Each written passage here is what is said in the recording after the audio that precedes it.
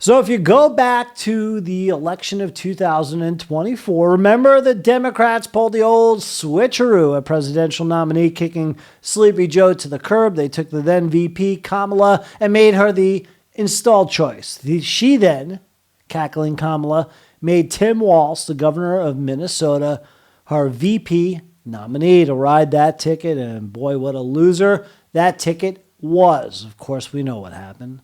Yep. Donald J. Trump, daddy's home, back in office, second go around at the White House, our commander-in-chief.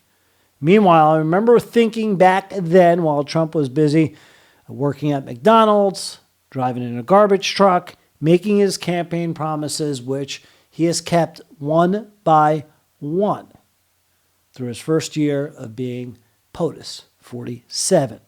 My thought was, I cannot believe the rad left actually chose this schmuck to be vice president. I was like, isn't that the guy who is known for putting tampons in all the Minnesota public schools so the boys had equal opportunity to get their tampons just like the girls?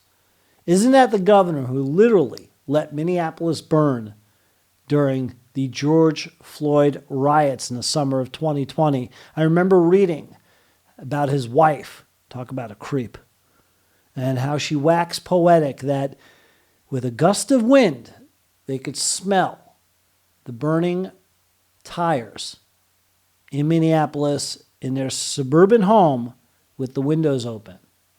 And basically how that represented freedom and democracy. Meanwhile, this is who they chose. And the last couple of years, unfortunately, we, America, if you've chosen to, have gotten to know Governor Walz all too well by default. I'm talking about upwards, they say, in the neighborhood of $20 billion in fraudulent funds funneled to Somali refugees who came to Minnesota for the American dream, and boy, they got it by robbing U.S. tax dollars while Governor Tim, make that tampon Tim, look the other way. He's embroiled in a fraud scandal. Also, we know the chaos. I'll just roll some videos here. You can check out all the shorts I have with the going-ons, the happenings in Minneapolis with ICE. There you go. The videos are going as I talk, and we know that they've put up quite a resistance, to say the least, in Minnesota. Although it hasn't been that romantic. It's been basically resisting the government and federal agents from doing their job of going into Minnesota and basically removing the biggest of the migrant, criminal, illegals, the scumbags, and deporting them back to their country of origin.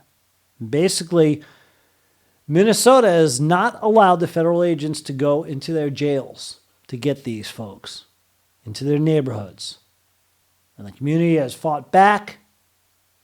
And instead of letting law enforcement do their job, there has been an incredible amount of disrespect, to say the least, shown.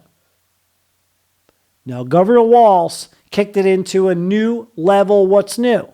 This guy will claw, scratch, claw, do whatever he has to do to get ahead moment by moment. He's what you call an opportunist.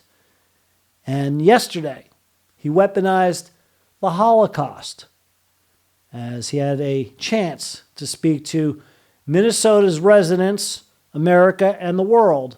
Listen to what Tampon Tim, the governor of Minnesota, had to say.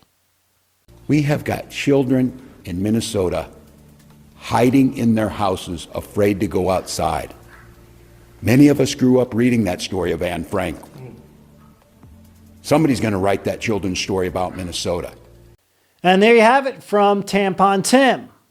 Yes, a despicable man, a horrible governor who finds a way to weaponize the Holocaust so he can steer the narrative in his direction.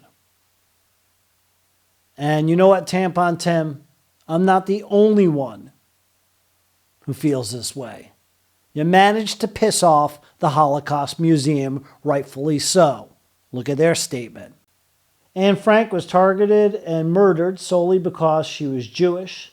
Leaders making false equivalences to her experience for political purposes is never acceptable. Despite tensions in Minneapolis, exploiting the Holocaust is deeply offensive, especially as anti-Semitism surges. Amen to that. And you know what? As the grandson of a Holocaust survivor, Auschwitz, Governor Tim Walz, go blow it out your ass. Enough of your garbage.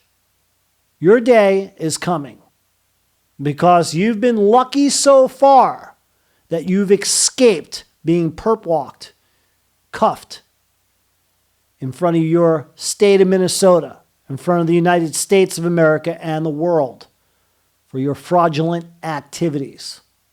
But soon you'll have to answer to that, and no longer will you have the ability to try again to steer that narrative in your direction. Your days as governor, your days of being a provocateur, an agitator, are coming to an end. And America and your state and the world will be a better place for it.